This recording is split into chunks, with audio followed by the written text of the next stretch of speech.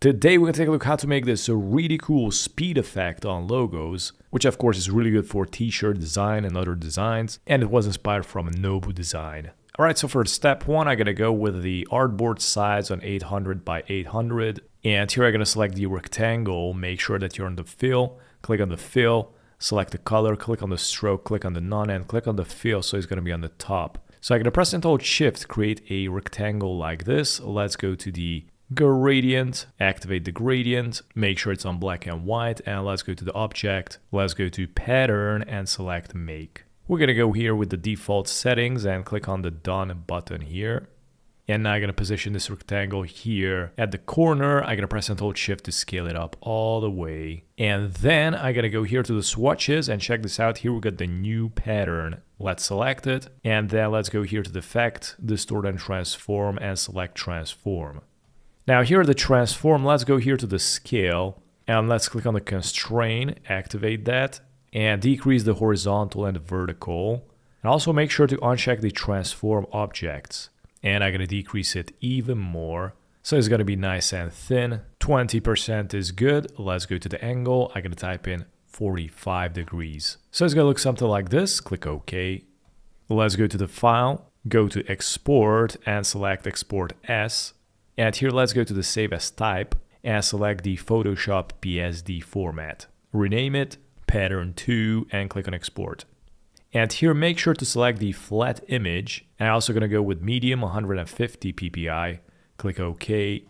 Now I can delete this. And now here we got the logo. And for the reference I'm going to use this logo. Let's select the rectangle and I'm going to press and hold shift and create a rectangle, recolor it as white. Alright, click on the rectangle, arrange, send to back. Let's go and select all the elements, right click, select group. Alright, so from here we're going to go here to the effect. Let's go down to the distort and select glass. And here first we're going to go here to the texture, and as you can see we got the pattern 1, and I'm going to click on the sandwich and make sure to click on the load texture. Here we're going to need to select the new pattern PSD, click on open. And now you can customize the glass. And let's go here to the settings. I'm going to decrease the distortion. I'm going to go somewhere around 7. Let's go to the scaling. I'm also going to decrease to make it more dense. Probably going to go with like 85.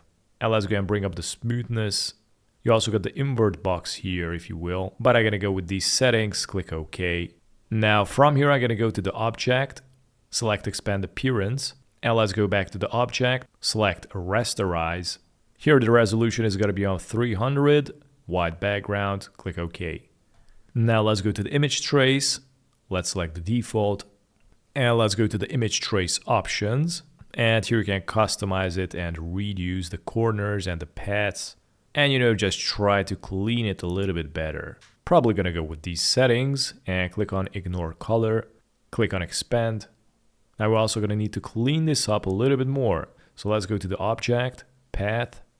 You can select the simplify, and in order to remove the paths, you can decrease the handle here, and it's going to simplify it.